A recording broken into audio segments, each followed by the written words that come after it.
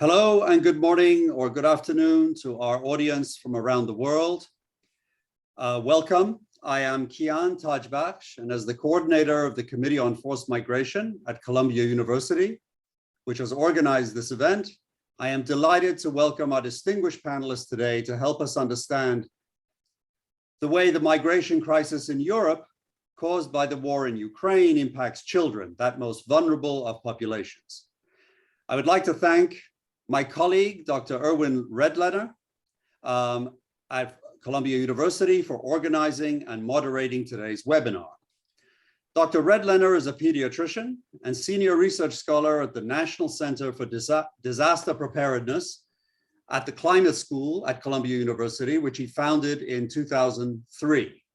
He currently directs the NCDP's Pandemic Resource and Response Initiative. Since 2019, Dr. Redlener has been serving as an on-air public health analyst for NBC and MSNBC. He is also president emeritus and co-founder of the Children's Health Fund, a philanthropic initiative that he created in 1987 with singer-songwriter Paul Simon and Karen Redlener to develop childcare programs in 25 of the nation's most medically underserved urban and rural communities. He recently returned from an overseas trip to Poland with the International Medical Corps to visit schools and facilities hosting Ukrainian children and families displaced by the war. Before I turn it over to Dr. Redlener to introduce the speakers more fully, I would like to say a few words about the Committee on Forced Migration. The committee is an initiative of the Columbia Global Centers, led by Professor Safwan Masri, the Executive Vice President for Global Centers and Global Development. Columbia Global Centers works within countries that host large numbers of refugees, including in cities such as Amman, Istanbul, Nairobi, and Tunis. Centers in Santiago, Chile, and Rio de Janeiro, Brazil, monitor forced migration in Latin America. In response to the pressing challenges posed by forced migration worldwide, the Global Centers established the Committee on Forced Migration in 2018. The committee brings together 60+ faculty from across Columbia's schools and affiliates who work on forced migration. The goal of the committee is to maximize Columbia's ability to provide a university-wide platform to engage, support, and share information across Columbia's community of faculty, students, and researchers. This initiative is one of a number of forced migration-related activities the Global Center supports. Others include the Columbia University Scholarship for Displaced Students, the Amman Mellon Foundation Global Centers Fellowship Program for Emerging Displaced Scholars, the New University in Exile Consortium based at the New School University, as well as a number of regionally focused forced migration-related programming hosted by our individual global centers. Directly related to today's topic, the committee has contributed to Columbia's response, for example, to the Afghanistan crisis, directly helping displaced scholars and students, as well as Afghan members of our community who have been impacted by the recent crisis in Afghanistan. You can find more details at the committee's website and Global Center's website. Today is the final event in a year-long online series on the theme of forced migration and the crisis of multilateralism. Events in our series feature eminent Columbia and external experts and voices from the front lines, as you will hear today. Please check the Committee on Forced Migration websites for future events on climate change, public health, and global cities, which we will be picking up in the fall. So thank you for joining us for this event. And I hope you'll join us for future events. Now over to you, Erwin. Well, thank you very much, Kian. I'm very happy to be part of this panel, and you laid out perfectly the context for why we're having this conversation in the first place. Yes, we did go to, Karen and I did go to Poland, spent quite a lot of time meeting with organizations and individuals taking care of various needs of children who were part of the refugee influx into Poland. And obviously this is part of a bigger, very large influx of Ukraine refugees into various countries in that region. And I think what we're going to try to do is lay out today for everyone, as you indicated, some sense of where we are now with this situation. We have, I think the most recent number is 84 million refugees total that are, I think that includes refugees and people who are internally displaced. Anyway, it's a huge problem, and I want to now introduce the two panelists who will join us on the panel. And the first is Dr. Ozgi Karadag. And Ozgi is a senior research scholar at the Center for Sustainable Development, also at Columbia University and at the Climate School. And one of the things about Ozgi is that she's been highly focused in very innovative ways on the needs of access to services, especially health services for children who have been disrupted for a variety of reasons. And I think that's obviously the underlying theme of what happens to children, people in general, but children in particular, when they are forced to leave wherever their communities are and go into some other place that's generally unfamiliar, unsafe, insecure, and causing a whole series of problems, among which is how do they get health care? And this is something that Ozgi has been very focused on. She's worked as a consultant for Unicef, a variety of UN agencies, and we'll look forward to hearing her remarks shortly. Ozgi is currently doing field work in Turkey, and she's joining us now from Istanbul, and part of this marvelous technology of being able to gather people from around the world. And it's just absolutely fantastic. To organize such a meeting like this with all of you listening and all of the panelists would be a monumental task. But anyway, here we are taking advantage of our technology. Also joining us from a distance is Verena Knaus, and she is the global lead on migration and displacement for Unicef. She's had a very extensive history of working with children who have been displaced, who are part of migrating streams, part of groups that have been internally displaced under situations of extreme duress. And I think all of us together, and Verena brings a very special understanding of these issues, having worked directly on the ground with many of these populations, but she's also obviously a policy expert that has been advising and working with UNICEF for some time. So welcome to all of you from around the world. We'll just get started right now, and I'm going to attempt to, hold on, once share my screen here. I'm going to share screen. And we got this. Okay, can you guys see the screen? People seeing it? Okay, good. All right.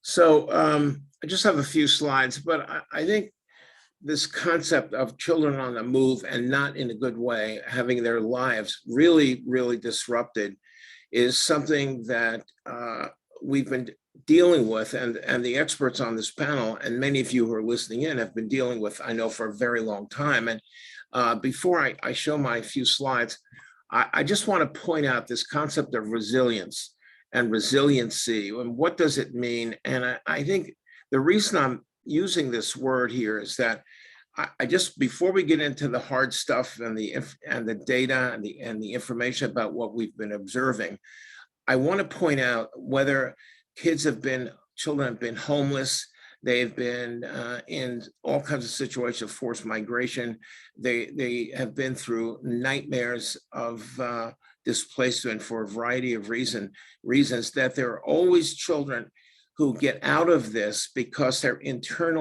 inherently resilient.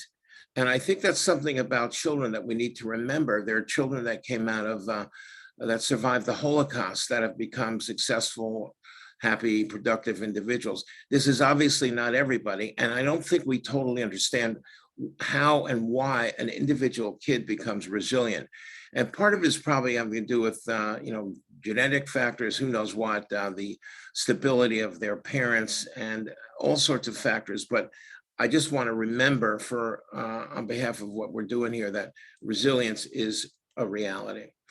The issue, we went, as Ken said, we did go to Poland, and this is not my first go around with populations that have been very distressed. This is Ethiopia, where I was in 85 and 86. And this was an incredible internally displaced problem with, 1 million deaths ensuing, but people coming from a drought, for reasons of a drought and famine, coming from the mountains, the hills, the farmlands of northern Ethiopia, and would gather in places like this, which is in Mekelle, in north of Addis Ababa in Ethiopia.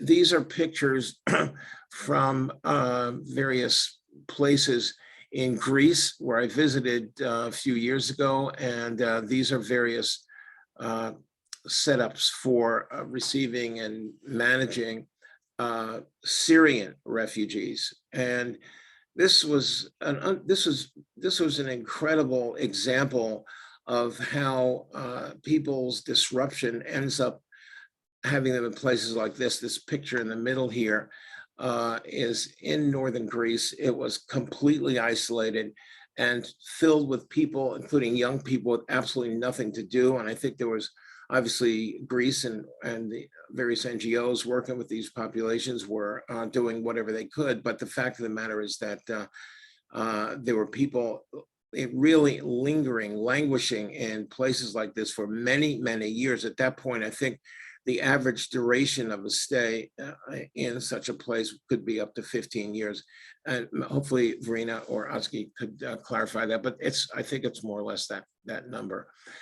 Then these are migrant families seeking asylum in the United States, coming through Mexico from Central America, and also displaced populations. And all of these, obviously, I'm just showing this because the diversity of the circumstances has led to a common outcome, which has to do with what are the consequences for children, which we're going to be getting into.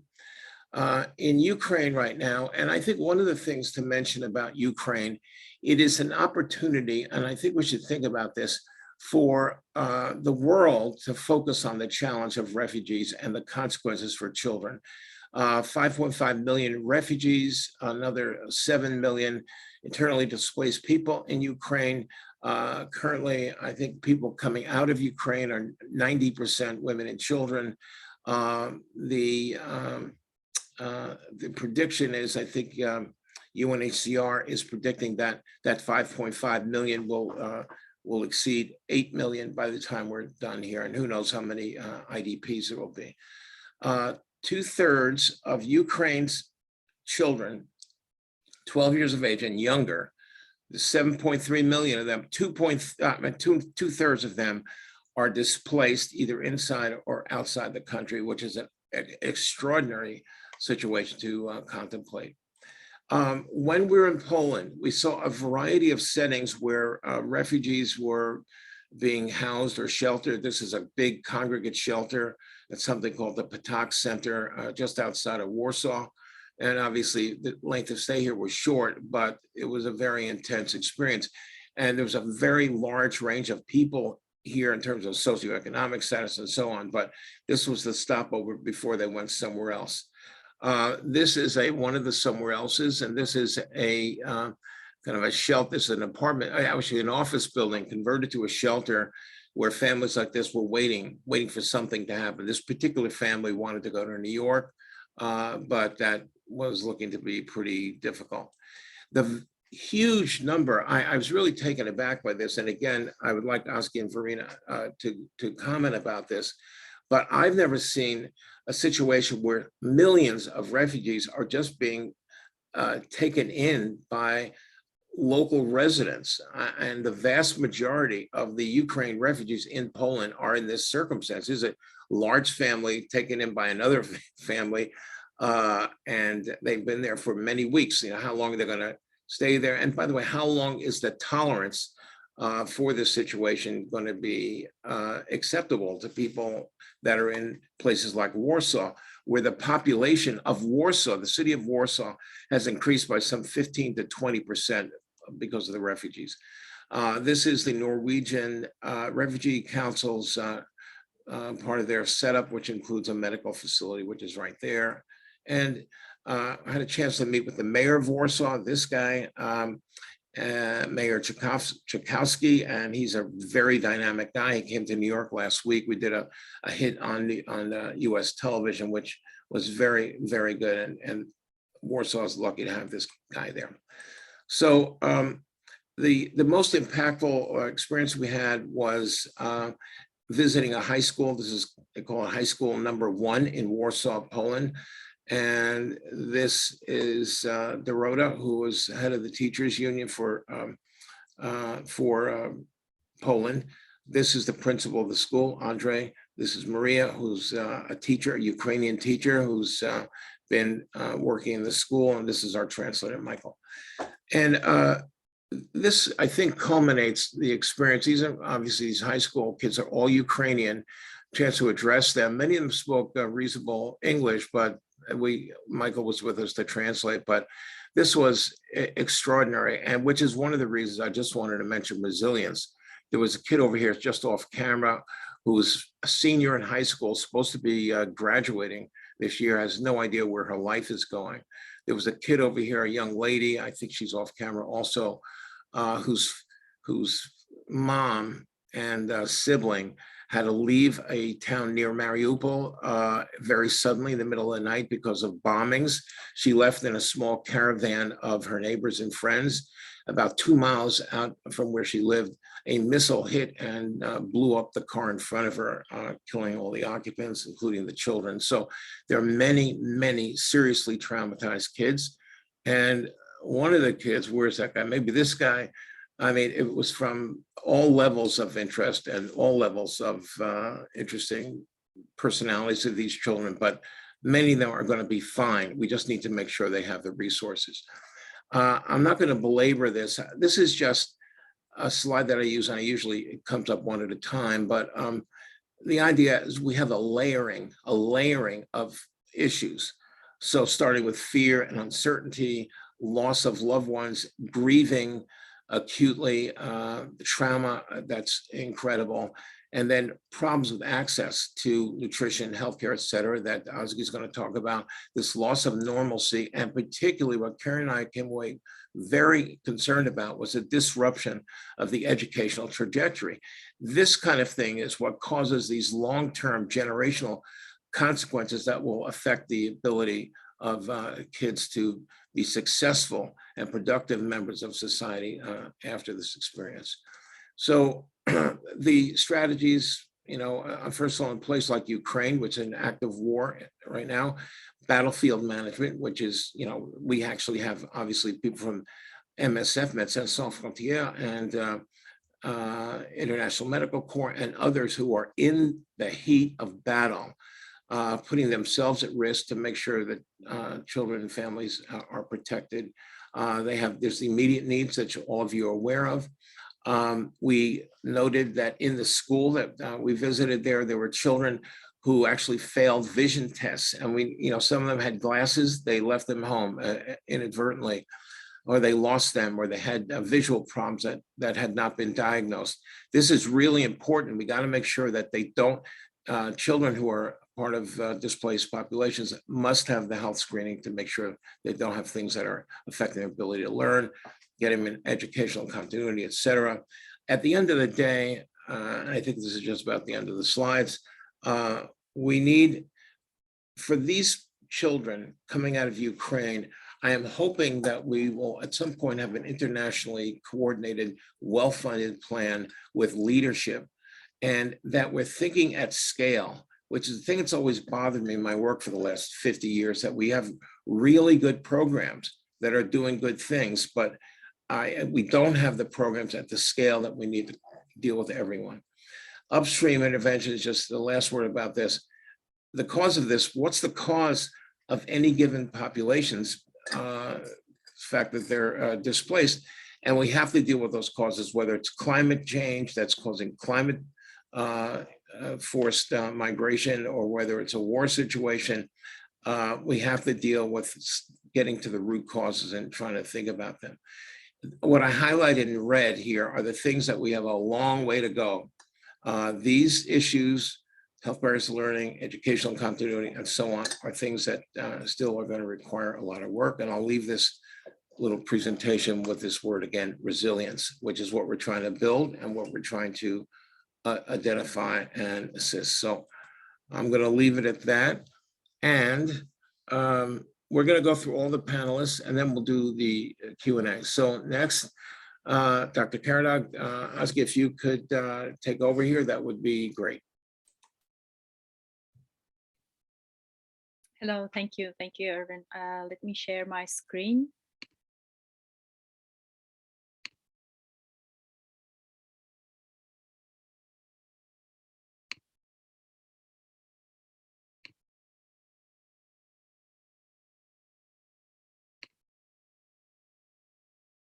Okay, can you see my screen right now?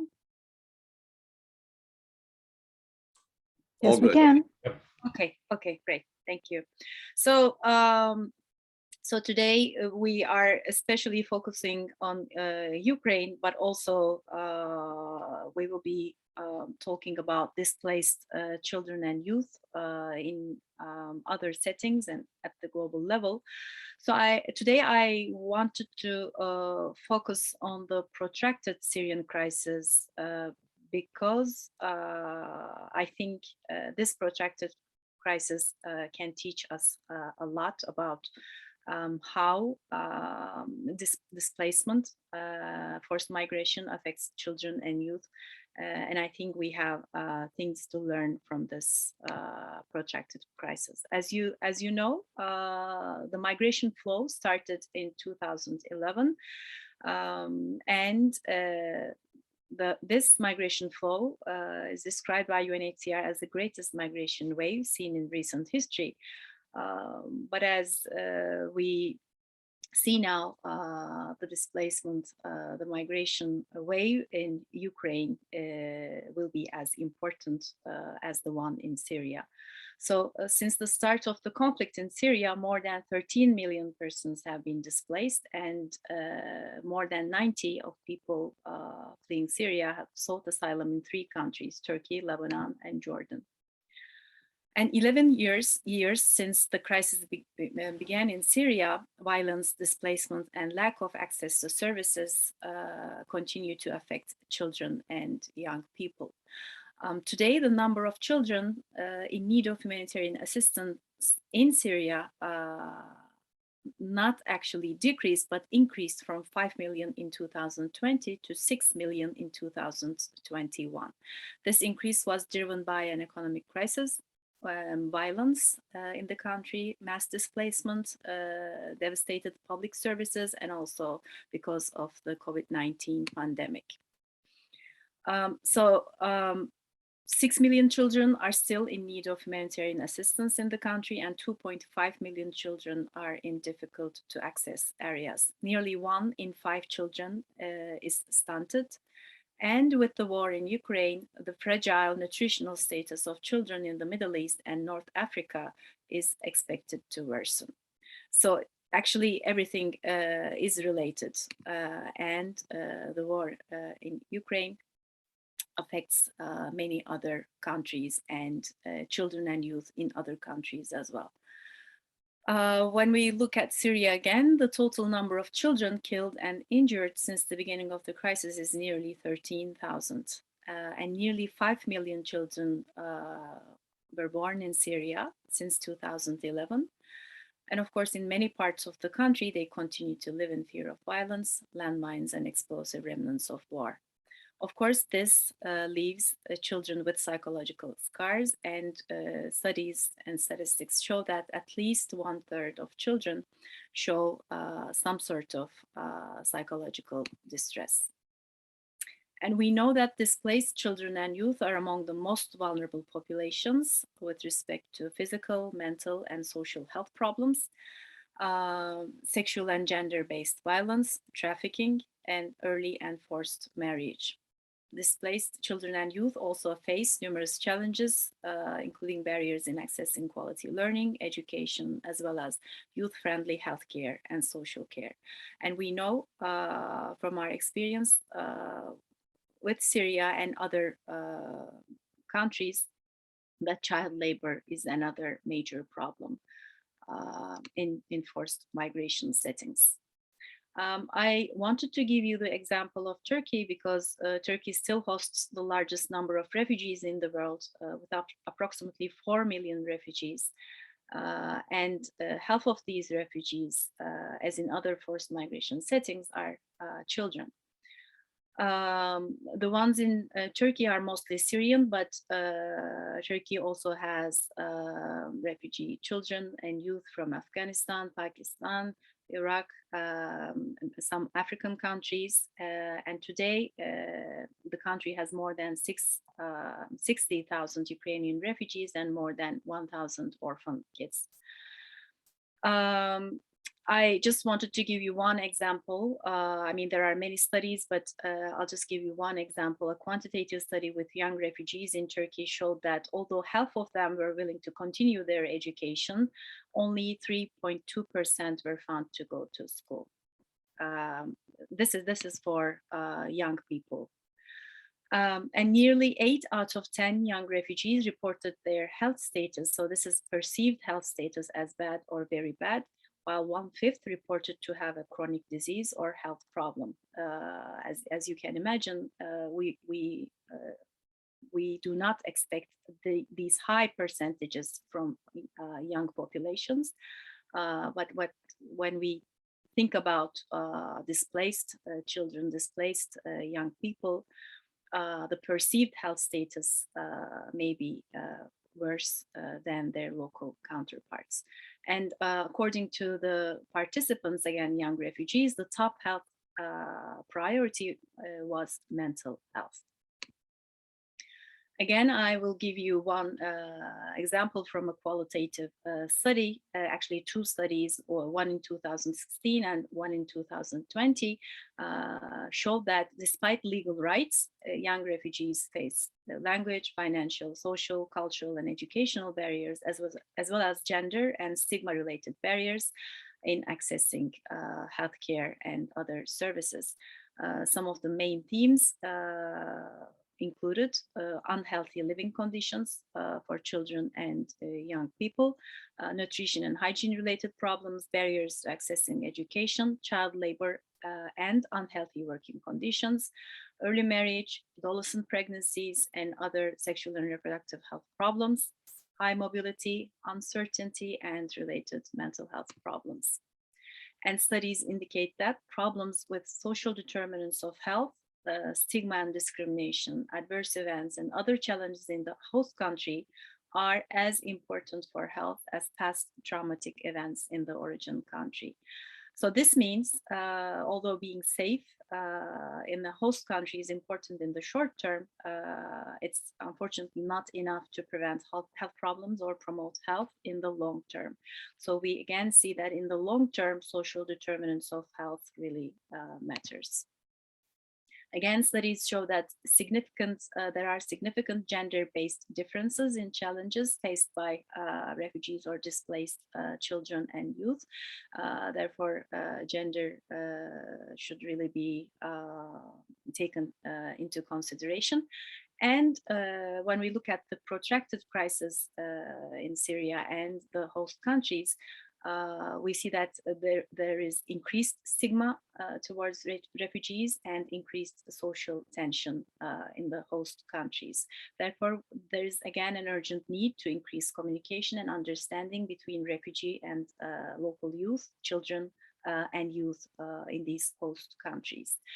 Again, we know that the pandemic affected many vulnerable populations in a more negative way, and refugees and displaced populations with a specific focus on children and youth were highly affected.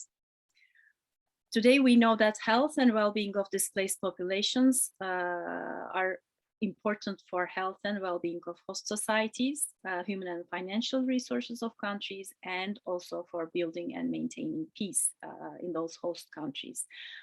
That's why it's really important that policymakers take into consideration these populations. What can be done in the short and long term? Specific surveillance and data about displaced children and youth is important. Again, linguistically, culturally appropriate, child and youth-friendly health education and risk communication is important.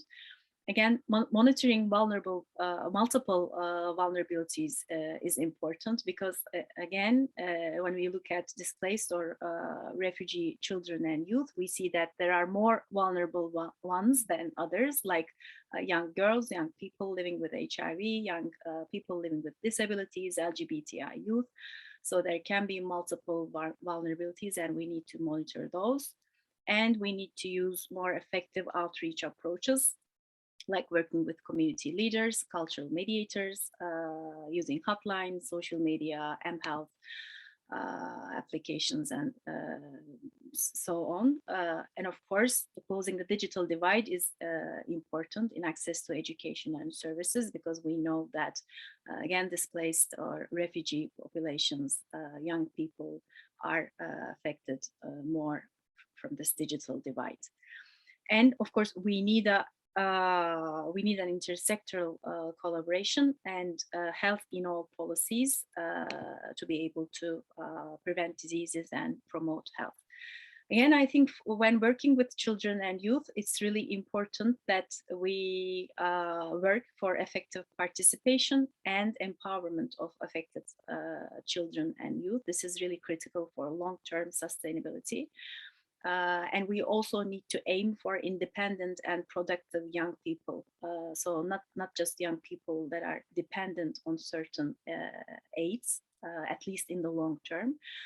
And working with mixed groups of displaced and local children and youth really helps with decreasing stigma, strengthens social ties and values, and I think it builds a shared environment between displaced and local populations. Before concluding, I'll just give you two examples. One example is a side-by-side project.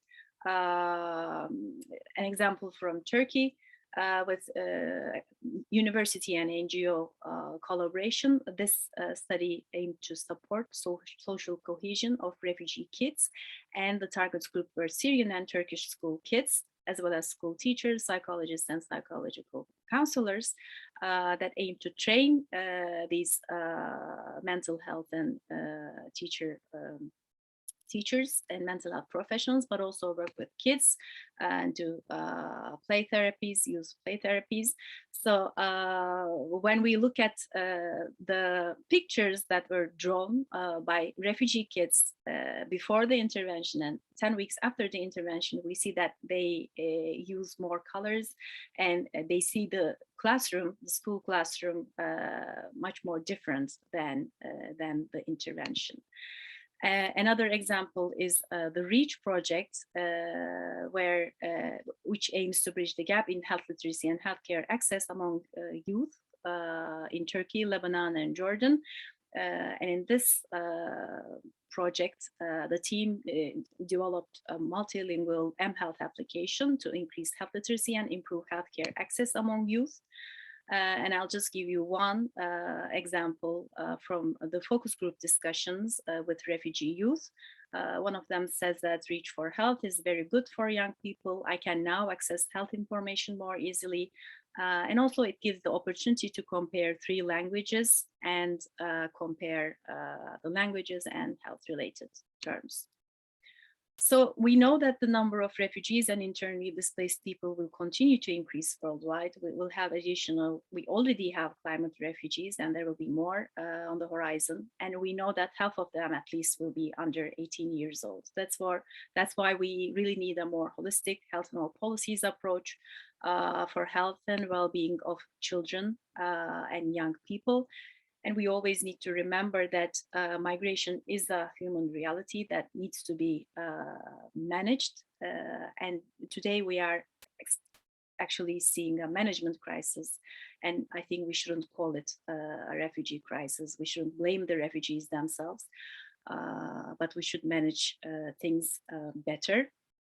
And also we should remember that most inequalities are human-made and can be decreased by social interventions. And of course, investing in children and youth is key for healthier and more sustainable future. Thank you.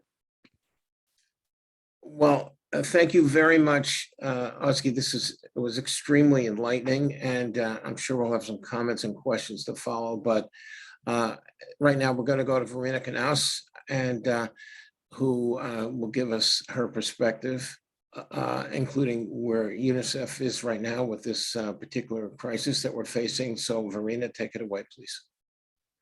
Thank you so much, and it's great to come after Özge and to sort of switch the focus, and while at the same time taking and building on what you have said about the experience in Turkey, which in many ways, if I sort of look around the world globally and I look at countries that are actually really trying very hard to do the right thing, to mitigate the impacts on children that have been forced to leave their homes, I think Turkey really stands out sort of in the top 3 list of countries that are trying in a huge caseload to really try and open up services, extend services to them, and accommodate and invest in what is needed to do this. But now, I think, Erwin, you asked us in the beginning, as you sort of laid out the sort of global context on child migration, child displacement, and in a way we got together here today to sort of reimagine what it would take to actually do this right, not just now for Ukrainian children that are being forced to flee, or for Syrian children who had been forced to flee before, and for the millions more who are being forced to flee every single day. I think the latest count I'm aware of is that each single day, so today as we started our working day and before we go to bed, another 14,000 children will have been forced out of their homes. So we would have sent a few emails, we would have attended a few meetings, but have we done everything we can do to actually mitigate the impacts on those new 14,000 children that have been forced to leave their homes? Now, what we need to do, I think, first is we need to take reimagining seriously. And I'm saying this quite provocatively because sometimes when you speak about reimagining the way we think about child mobility, child displacement, you easily get sort of labeled, oh, you're just a utopianist, reimagine, what do you mean? They're pragmatists, hard policy constraints. It's a tough call, there's deterrence, there is insecurity consideration. No, reimagining happens all the time. And I just want to give you 3 examples where in the space of the last 3-4 months or the last 2 years, we've seen the unthinkable suddenly possible. And I think that is the inspiration. And these are the models we need to keep having in mind as we keep thinking and challenging ourselves how to reimagine our approach to children forced to leave their homes. So the first example of the unthinkable suddenly becoming possible is Poland. Now, let me just take you back 4 months. I don't know if all of you, but many of you may remember and let me be blunt here, the hysteria caused by 8,000 Afghans, Pakistani, Bangladeshi migrants and refugees waiting on the Belarus-Polish border in the cold winter months of December. There was talk of hybrid warfare. European Council member states got together, adopted harsh resolutions, and Europe went into a mode of border wall talk, fences that we need to build, moving money around to close and seal off Poland. And today, the same country, the same government in this case, is actually hosting, if you add up the 2 million Ukrainians that have been living in the country already before, who many of them have left since the situation started deteriorating since 2014. And now on top, since 24th February, 3.1 million Ukrainian refugees who have entered the country, who are living in the country. Poland today is hosting more than 5 million Ukrainians. And as you said yourself, it is leaders like the mayor of Warsaw, it is the government, it is the volunteer, it is the neighbor, it is anyone that I know in Poland who opened up their doors, opened up their homes, and opened up their hearts, and is proud to actually stand there today and say, we can do it. And we can welcome, and we want to welcome Ukrainian children. And my last count was that as of yesterday, I think more than 200,000 Ukrainian children are already in regular Polish education, learning Polish, going to school, making friends. And this is just 4 months. The second example I want to highlight is, again, many of you may remember the sort of heart-wrenching, and I want to be blunt here, almost political sort of paralysis caused by the needs of relocating highly vulnerable unaccompanied children from Greek islands to other more decent accommodation in other countries in Europe. We had to push and pull teeth to secure 2,000 pledges. And then member states came back and said, yeah, but they have to be girls and under 14 and cute and I don't know what. Then we can take them. But most of them were boys. Most of them were from Afghanistan. They were cute in their way, but they were in need. And that was the most important criteria, because as you showed a picture, they were sort of stranded deliberately in containers that then actually burned down in a camp that really wasn't a place to be. And again, the key argument why relocating those vulnerable young boys and girls was so difficult was we can't allow the freedom of movement of asylum seekers or refugees inside the European Union. And again, fast forward just a few months, unanimously, all EU member states, in the face of the staggering crisis in Ukraine, they unanimously adopted the Temporary Protection Directive, granting blanket protection to any Ukrainians who arrive in the European Union, including the freedom for them to choose where to settle. Many stay in Poland, as I said, but others have taken taxis, buses, trains, which are free for them as well, to meet relatives or go and join families in Spain. As far as Portugal, I remember 2 weeks ago, 19,000 Ukrainians have arrived and kids are in school. Now, suddenly the obsession with we have to prevent sort of secondary movements, freedom of movement of children who have been forced to flee inside Europe, out of the window. Now, I'm using these 3 examples because I am a realist and a pragmatist, but I continue to believe, and I'm convinced that we need to reimagine the way we think about child mobility and child displacement in particular. A, because it is possible, and we've just seen unfold in front of our eyes how quickly things can change. B, because it's necessary. 3, because it's inevitable and it's needed everywhere, not in the South or in least developing countries, it's needed everywhere. And 4th, because we need to be prepared. We need to prepare for it, because reimagining and then seeing the change happen, if you're not prepared, isn't the right thing to do. So A, why is it possible? Well, all 3 examples just showed that the unthinkable can suddenly become possible when the political parameters shift, when the political calculations shift. But that means that we need to work at making these parameters shift so that the lens politicians and decision makers and ourselves as publics, as voters, the lens that we apply needs to change so we don't see child refugees or migrants as a problem. As Özge said, migration isn't the problem. We don't see them as a burden that we need to push off or offshore. We need to see them for what they are. First of all, children. Second of all, an incredible pool of talent, ideas, creativity. And third of all, young people, children with rights that we have an obligation to protect. Secondly, reimagining child mobility and our approach to it is necessary because children moving isn't just a passing thing. It is a trend that is staggering and growing, and the Ukraine crisis is just the latest episode of what we need to be prepared for. And I think, Özge, you said yourself that a few years back, it was the Syrian refugee crisis that everyone referred to as the fastest growing. Then it became the Venezuelan outflow, the fastest growing refugee crisis affecting children. And guess what? Ukraine today, in all its tragedy, has fast outpaced and has become the fastest ever growing refugee crisis, displacing more than 2 in 3 children inside Ukraine or outside Ukraine. So imagine 3 kids in Ukraine who on the 23rd of February were in school, in kindergartens, in the playgroups, or young teenagers checking their TikTok accounts or meeting up for sushi. 2 out of 3 of them are displaced today. And then really, as I said, we need to not just do it because it's necessary and inevitable, but it is happening and it is required everywhere. And I just looked again at the top 10 countries in the world, either hosting IDP children or hosting or producing child refugees or hosting child migrants or producing child migrants. And you just look at the top 10 on all of these categories, and you have high-income countries like the US, Saudi Arabia, Germany, the UK, France in the list.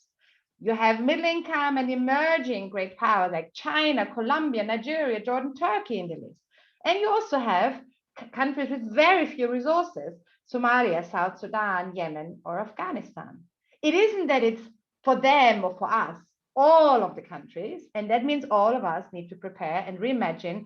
And what we need to do is to actually consider where the money needs to go so that the services and the systems in those countries are equipped and ready to absorb, include, welcome, and empower children that may be displaced because of a disaster, a natural disaster, or man-made because of war, violence, conflict, or because of what happens in a neighboring country far away that no one predicted or wanted to see. Now, let me take you back to Ukraine. Another very, very tragic and sad example of the unthinkable becoming possible. A few weeks ago, when I spoke to my colleagues in Ukraine, they were most worried about winning the digital catch-up game with Estonia.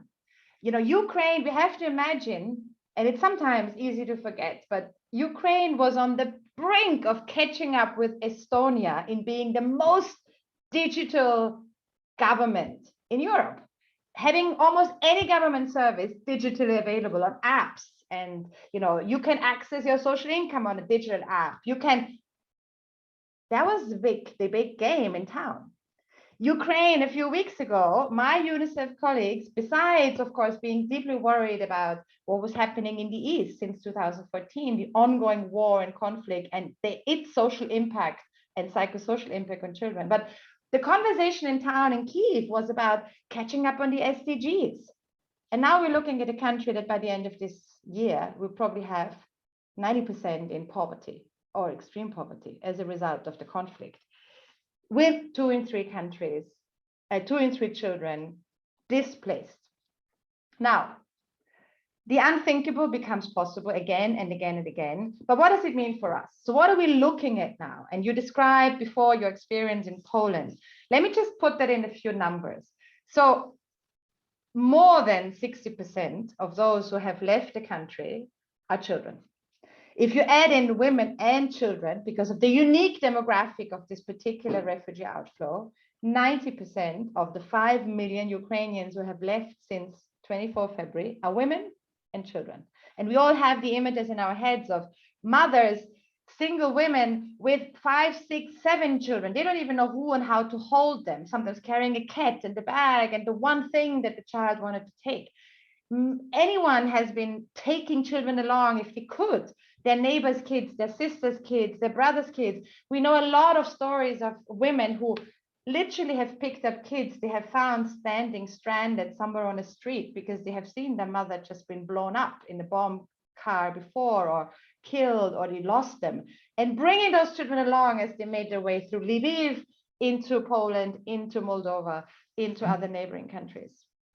Now, as UNICEF, we continue to stay and deliver inside Ukraine. We have increased our staff presence there. We're working in the 3 Ukraines that really exist: the East, behind the contact lines, which is of course extremely hard and difficult; in the besieged cities, where we're trying to deliver life-saving humanitarian supplies. I think the latest I recall is that I think in the last few weeks, we've been delivering more than 31,000 kits into maternity wards and life-saving medical supplies to basement bomb-safe maternity wards where babies are born and mothers are getting treated, children's shrapnel wounds get healed.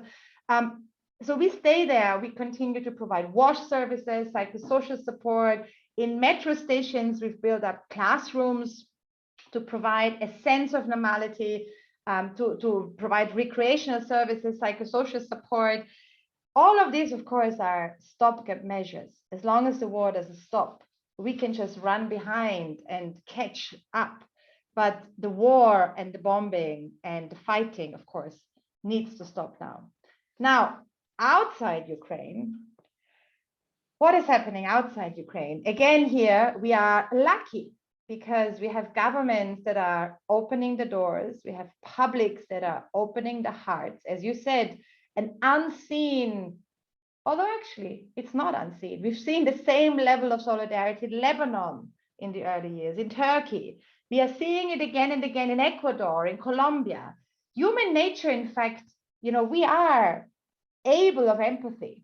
We are able of opening up our hearts, but that often lasts only for a period. So we need the systems and the services in place that solidarity can be extended and that we have resilience in our societies against the inevitable solidarity turning sour and some politician or someone somewhere seeing an opportunity to exploit it and to undermine social cohesion and to grow hate. So outside Ukraine, what is UNICEF doing there? We're supporting the government in Moldova, the government in Romania. We're now working in Poland, in Slovakia. We are supporting those governments to extend the capacities and services. We are providing and supporting registration and screening at border points, in train stations, in municipalities. We're training border guards so they can be better equipped to detect trafficking risk. We are working with the EU as they're developing and rolling out their support to all the countries receiving and hosting Ukrainian refugees to keep everyone on track on this incredibly, child-friendly policy approach that we have seen. And what we do specifically is we are focusing on the immediate protection needs of children. And we are focusing on what we need to do to rebuild the lives of children. And then thirdly, what we need to do to unlock their potential. Now, let me close here in terms of just giving you a bit of a sense of what is left to do. So the immediate protection risks of children that we need to focus on are the following. We need screening processes in place at border points so that children at risk can be detected, trafficking can be prevented. That means anyone operating or providing services to Ukrainian refugees, whether it's at the border or a train station, they need to be screened, because among the 100 volunteers offering free taxi rides, unfortunately, there are also those who are scouting for an opportunity to actually traffic or abuse a vulnerable mother and a child. So we need screening for those who provide services. We need screening at borders to identify the children at risk. We need particular screening to identify children who are being evacuated from orphanages so that they get screened, that there is reporting back to the Ukrainian Ministry of Social Welfare, who has very clear protocols in place, how they want to continue, safeguarding their duty of care towards children who have lived in Ukrainian state care institutions. We need screening and immediate assessments and passing on of guardianship for all those mothers who have taken on children, have rescued children, have taken them with them. So they have a guardianship regulated that allows them to get those children schooled and into healthcare and registered in the countries where they're settling. So there are some immediate protection risks that need attention. But then, of course, in order to rebuild lives, we need to very quickly and immediately make sure that children and mothers and caregivers have access to not just appropriate, but multi-layered mental health and psychosocial support, and have access to GBV services. That's becoming an increasing concern for us. And that, of course, is the step one for them to actually be able to breathe, arrive, and then consider their next steps, which need to be access to education, access to the income schemes and the entitlements that are being offered by the Temporary Protection Directive, but also access to training opportunities where their talents and their potential can not just be identified, but also nurtured. But that is my last point.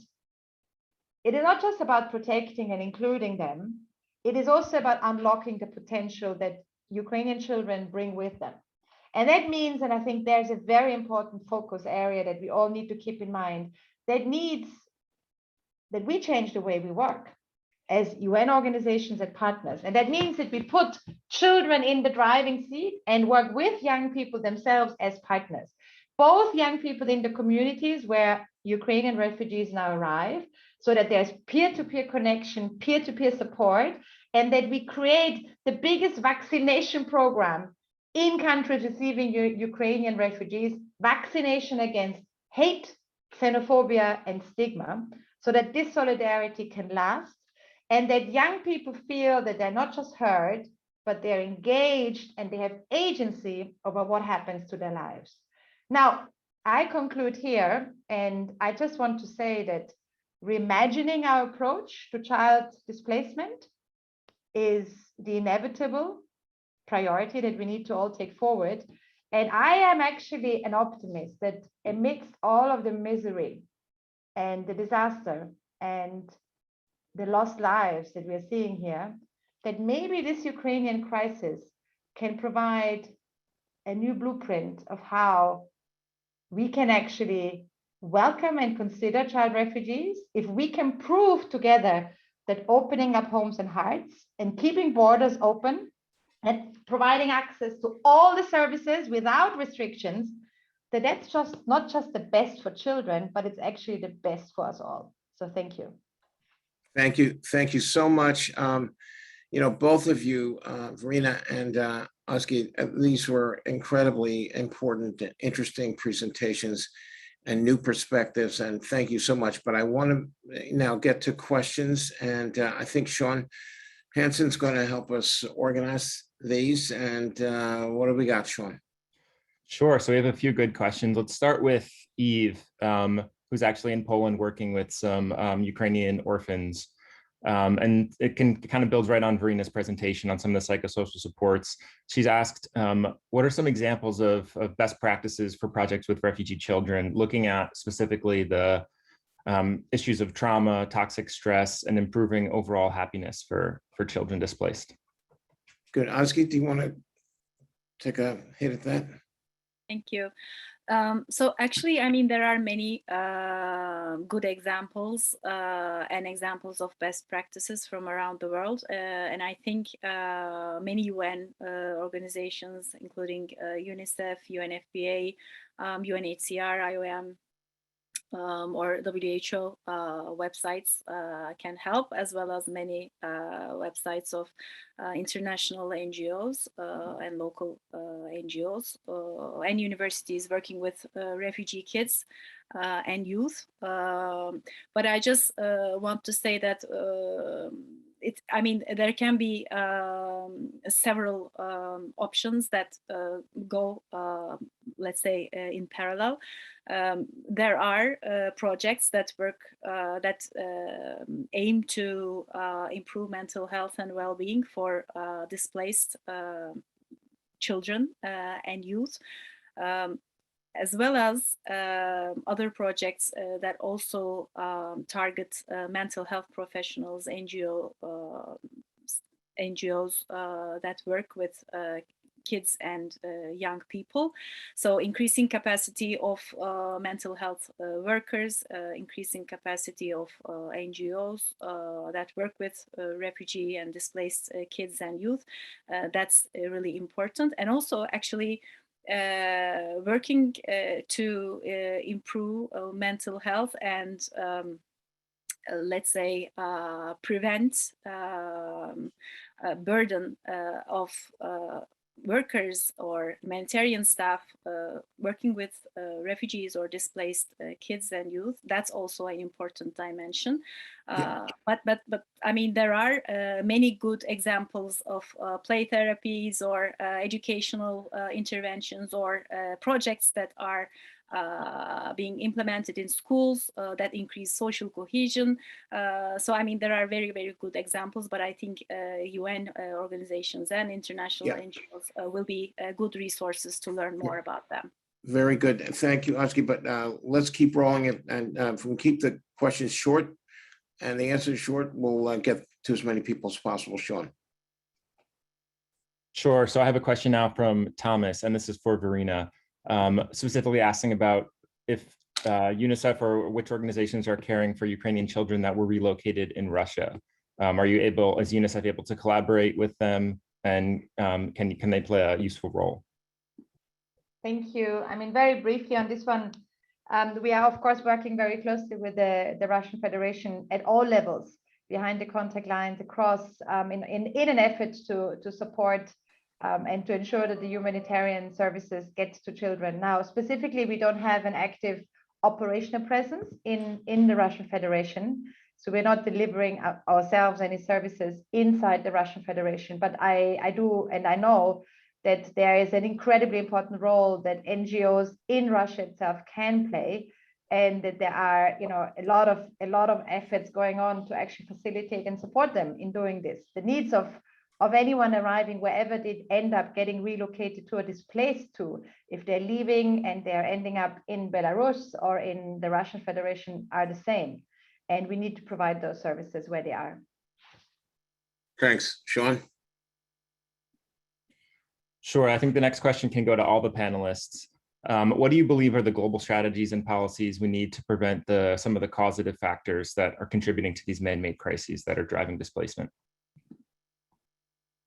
Well, that's the big question. What is it that we need to do in terms of preventing and preparing for? And I think the reimagining notion that Verena presented is part of it. But the thing that's bothered me for my 5 decades of working with children living with adversity is the high quality of many programs and the professionalism of people who are working with these children.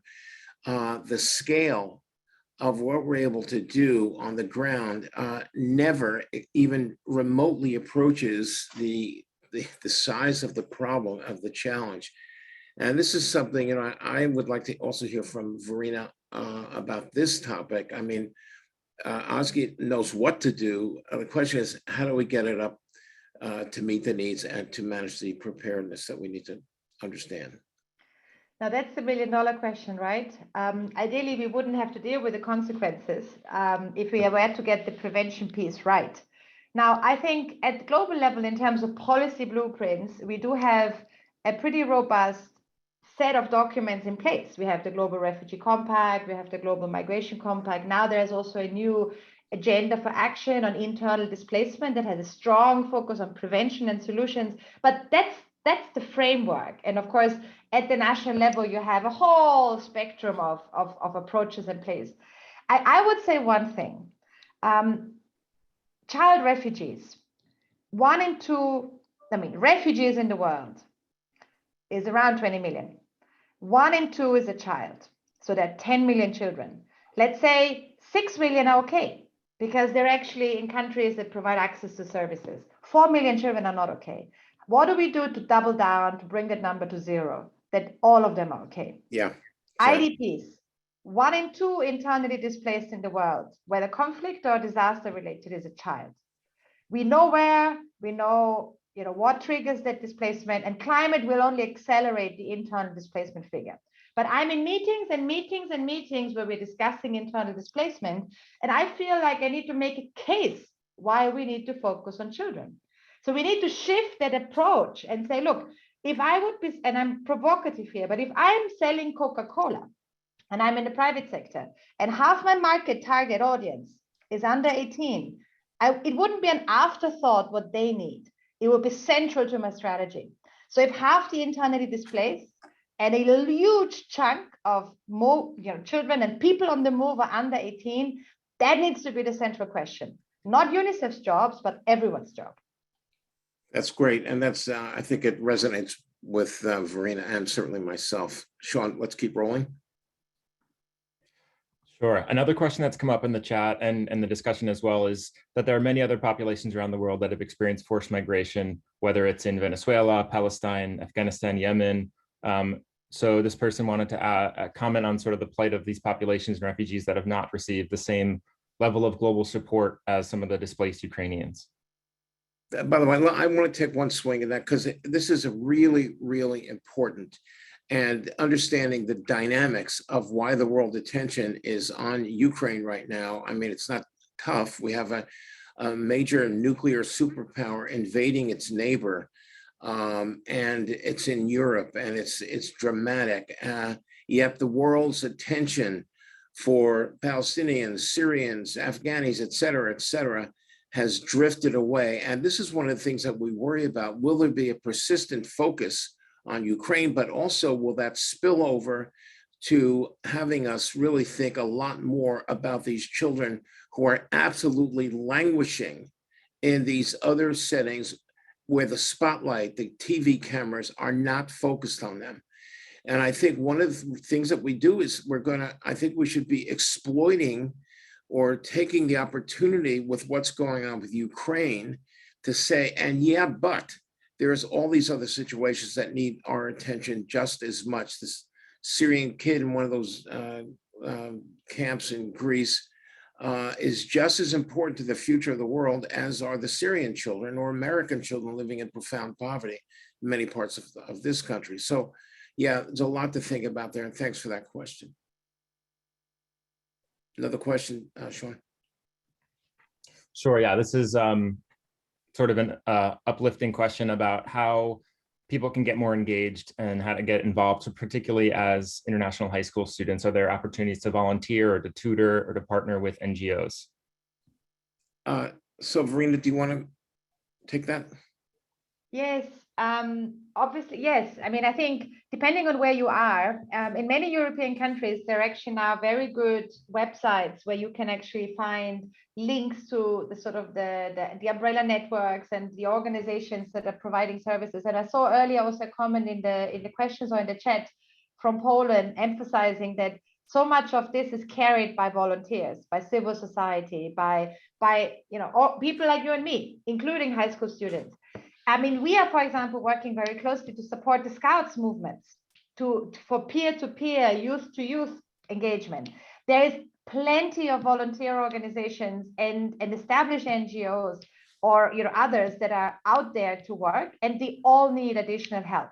So just reach out and check in your area what's out there for you and find the fit. I think nothing should stop us. And in the end, sometimes it is easy to say, national governments need to do this, that, or the other. Ultimately, at least in all democracies, we have a say on who is in government in one way or another. And we know from global experience, the more people have direct personal contact with refugees, the more sound and nuanced and empathetic their approach to the needs of child refugees and refugee families is. So we need everyone to know someone. We need everyone to have worked and experienced and have been friends or are being friends with a refugee, whether they're from Afghanistan or from Sudan or anywhere, because that's the best protection against hate crime and the best investment in our own future. Yeah, so one caveat, and I totally agree with what you're saying. The caveat is this: there are certain ways to help that actually need professional folks with an understanding of the issues. For example, supporting children psychologically who've been through a severe amount of trauma, adults as well, requires an expert who understands managing psychological first aid, trauma, and long-term needs of children from a mental health point of view. And even people who have the appropriate university degrees may need special training in dealing with these kinds of situations. It's very complicated. It's like with the medical needs. We don't want, sort of untrained volunteers providing medical care. That's a little bit of an extreme thing to say. Obviously, it makes sense. But the same thing goes for the assistance for children who have been pretty traumatized. So, Ozgi, do you agree with what I just said? Yes, yes. I mean, I totally agree with you and Verena. And I just wanted to add from our own experience in 3 countries with refugee youth and local youth in Turkey, Lebanon, and Jordan, that mixing groups of young people and working with refugee and local youth or displaced or local youth together is really, really important. And we clearly see that if they work together, they know each other better, and they actually see that they have many common problems. And then they start understanding each other. And I think both youth groups or children are empowered. And it really helps to work in mixed groups. For instance, we have youth from high schools, universities, and higher education institutions, and they work together with displaced young people from different nations, and we clearly see the difference and the impact. Thank you. That's a very great point. Sean, let's, I'm not sure when we're supposed to stop, but we're going to keep going unless somebody says otherwise, because I really would like to get as many of these questions. We have 20 more minutes left. How many? We have 20 more minutes. 20 minutes. Okay, cool. Okay, very good. Sean? Sure. The next question is from Sema Byram, and I apologize if I mispronounce names, who's a journalist headed to Europe soon to cover refugee communities. And so as members of the media, what are some of the most pressing issues that you think journalists need to do a better job of covering when it comes to covering child refugees? Well, the easy part is covering the dramatic stories of individuals, and we see plenty of this on TV and written up, etc. I personally would like to see journalists digging deeper in the ways that especially Verena has talked about, like what is the big picture? What does the world need? How does the world need to think about this? And how are we getting to scale? Yes, this program that you may be covering is doing a phenomenal job, and I'm sure that, there's so many of them. But what about the other, number of kids who are not getting what's needed? And I think more depth and more context is what I think needs to happen. Could I add to this, Erwin? Just to also say that I think another very important role of journalists is to, in an ethical way, bring out the voice of young people themselves. That is often missing. We seem to still objectivize them and report about them, but not so much with them. And then really what we need is positive storytelling. A key challenge of refugee responses that turn sour is that we focus on the sort of humanitarian immediacy and the needs, and then there's a long silence where we don't speak about the heroic work of local NGOs, of a mayor, of a teacher, of the social worker that is actually out there providing that high quality service, of the school that is suddenly accommodating for twice the number of kids, of the parent group that is providing the neighborhood support to help a family integrate. And it's these stories of everyday success that actually reassure people that we can do it. The worst thing that we keep seeing again and again and again is that the media and us, I'm blaming, us as well, that we focus on the challenge and we don't focus on the fact that it's possible. And that if people and governments and publics feel it's overwhelming, then that's often when we turn off our empathy, and that's when we turn away. Great, thanks. Sean? Sure, we have a specific question about Ukrainian arrivals in Turkey. So I wonder, Ozga, if you might be able to answer. Are displaced Ukrainians arriving in Turkey enrolled in schools, and are there any protection concerns there?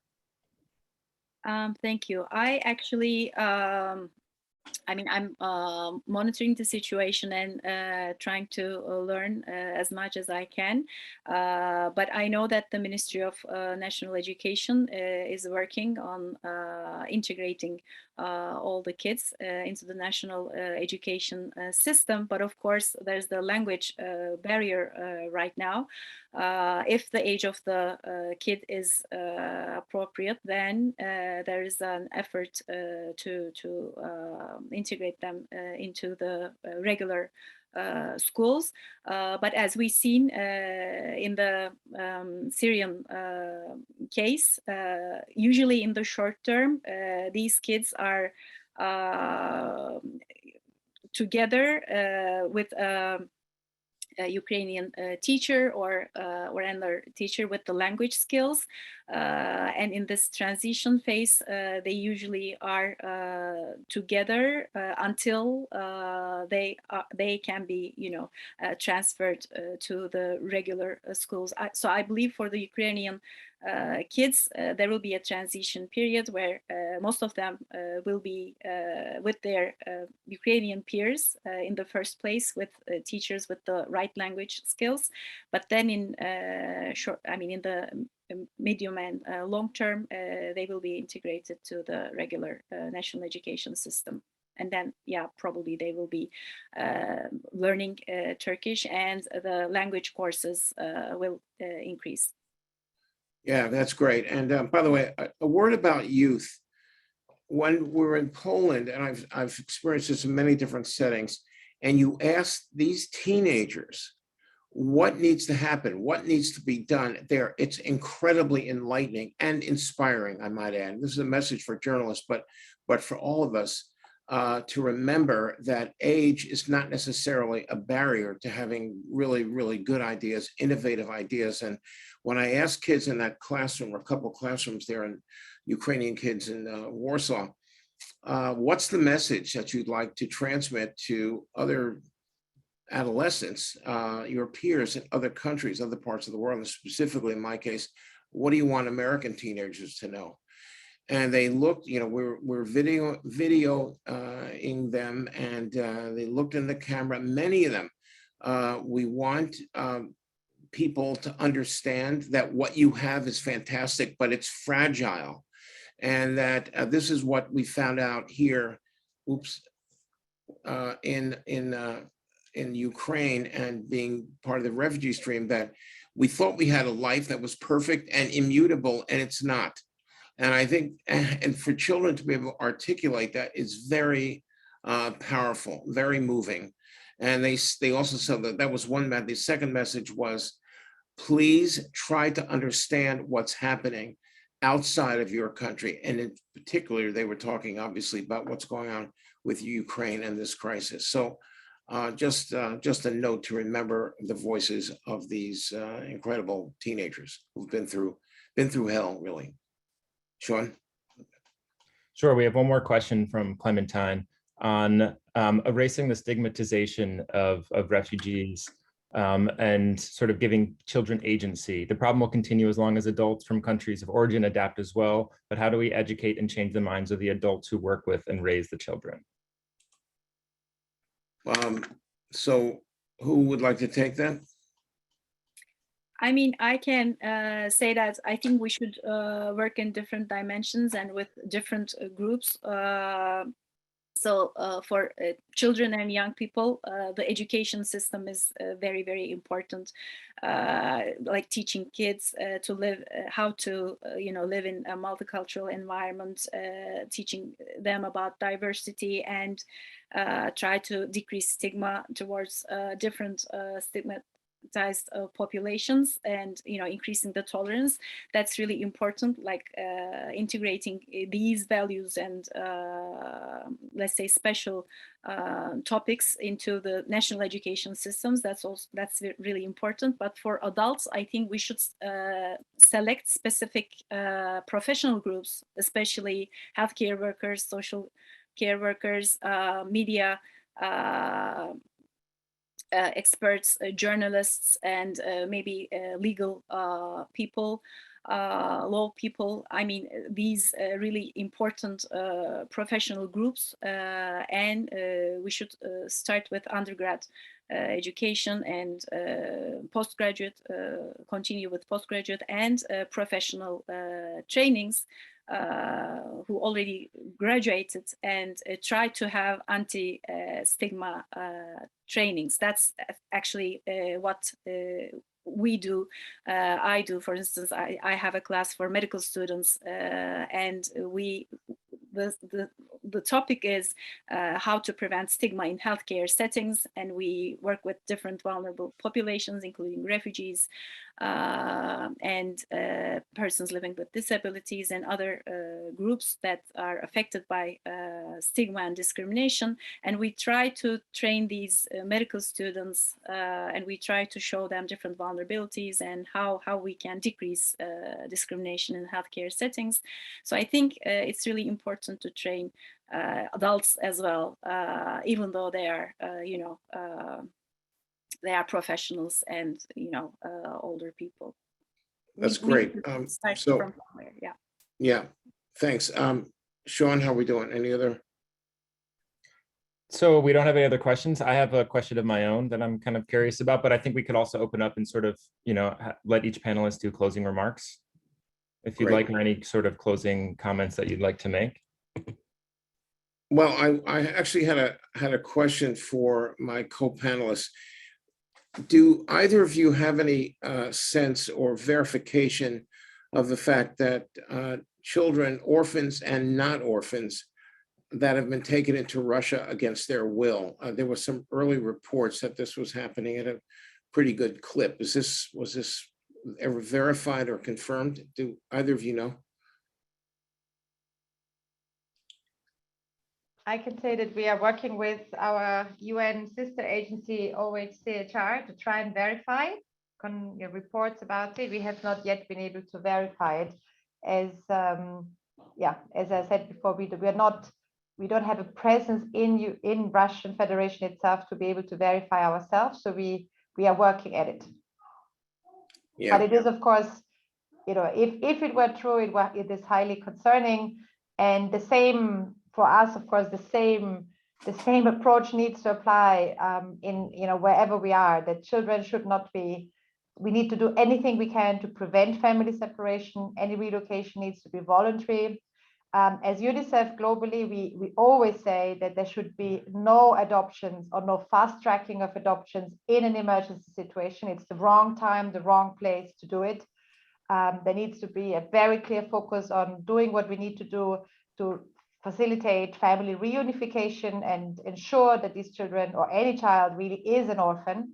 And in the case of Ukraine, there were around 90,000 children in institutions just before the war.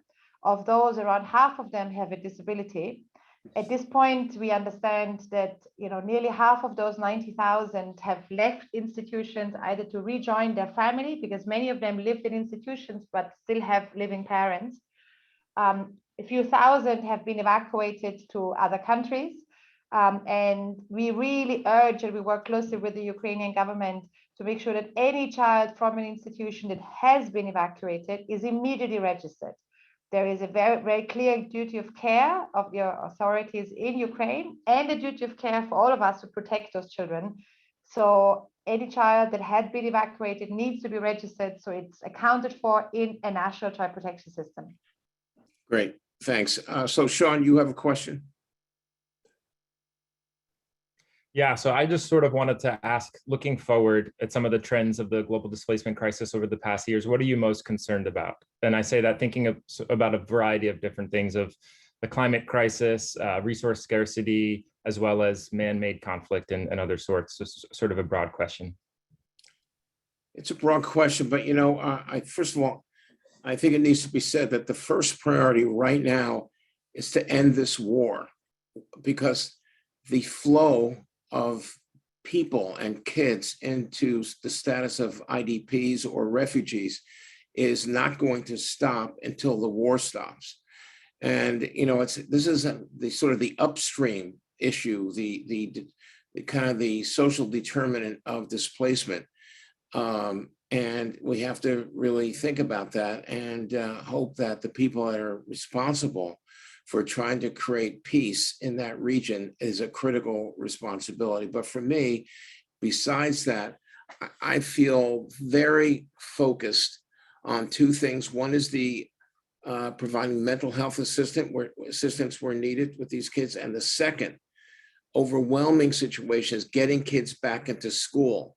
Because if we fail children academically, their future becomes very uncertain and very difficult to imagine young people becoming successful if we have aborted their educational experience. So getting kids back in school is critical. And if the schools are not there, we really have to do the kinds of things that Ozgi's been working on, which is using the digital platforms and the technology that we have now to try to reestablish appropriate educational continuity for these children.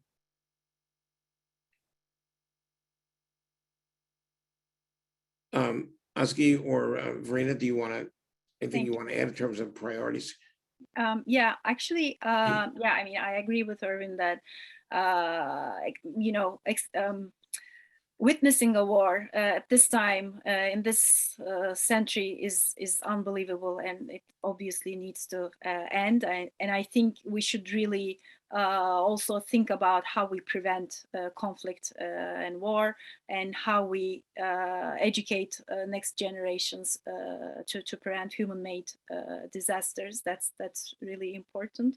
But when we think about forced migration, I'm also very, very concerned about the climate change.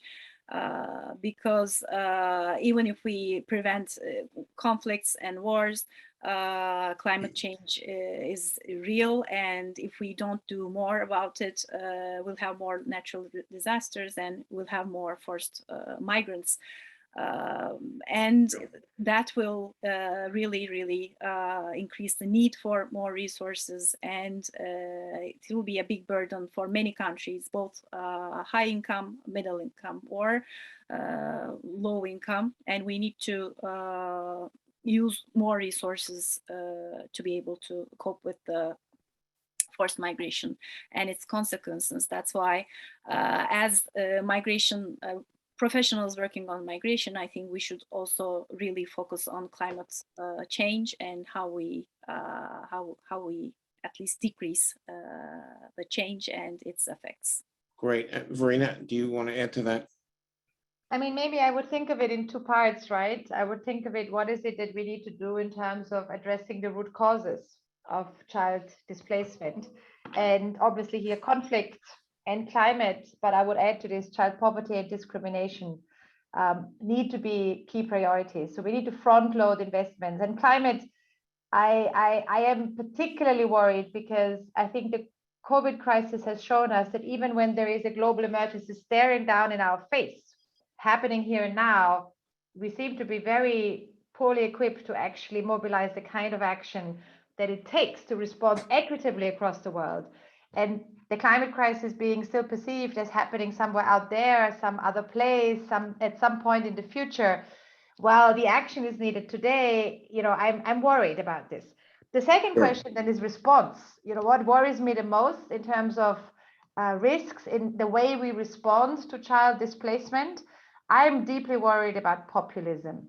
There is lack of capacities, and then there is lack of political will. And populism has been driving lack of political will. And we've seen the consequences of this in the way the US-Mexico border plays out, or the Central Mediterranean being the sort of a graveyard of young Africans that try to come to Europe, or the way every day young Afghans have to risk their lives to get somewhere. So that's why vaccinating our societies against populism needs to be part of any response, as important and as critical as investing in social workers, health institutions, teachers, so that they can actually help and reach out to children when they come. Well, that's really, really important insights, and thanks to both of you. I think we're a couple of minutes out from closing, and I just want to make a couple of additional comments. It's hard to add to what Özge and Verena have had to say, but there's, I guess, 2 points that I would like to make. Number one is, we don't really get to isolate problems, and to consider the challenge of refugees and IDPs in the absence of thinking about root causes like climate change is a non-starter. We must think about that. And we also must think, and I need to mention this because I've been talking about it on TV for a couple of years, is the pandemics, the pandemic of COVID-19. When we're in Poland, there's nobody wearing masks. The testing was very, very limited. That's also a potential hotbed of a renewed outbreak. We already have these COVID Omicron variants, and we're more to come. And how would we manage another significant, serious outbreak in the face of these other challenges? I hate to sort of add into the morass of confusion here, but that is something we have to face. We need to be able to multitask, and we need to be able to be unrelenting in our push to make sure things get done. The second point, lest anybody listening thinks that all is perfect in developed and affluent countries, I think I need to say that the United States is itself dealing with massive issues, social issues, political issues, intractable poverty and isolation and racism. And, you know, for people that are interested in the human condition writ broadly, all of us have things that we need to deal with in our own countries besides the problems on the planet. So I just want to thank the panelists, thank everybody who has participated and listened in. I put my email up there and people can contact me at ir2110@columbia.edu. But in any case, keep up the good work that you're doing, and thanks for joining us. And thank you for your help, Sean and Marika and Kian and everybody else. And be well, stay safe.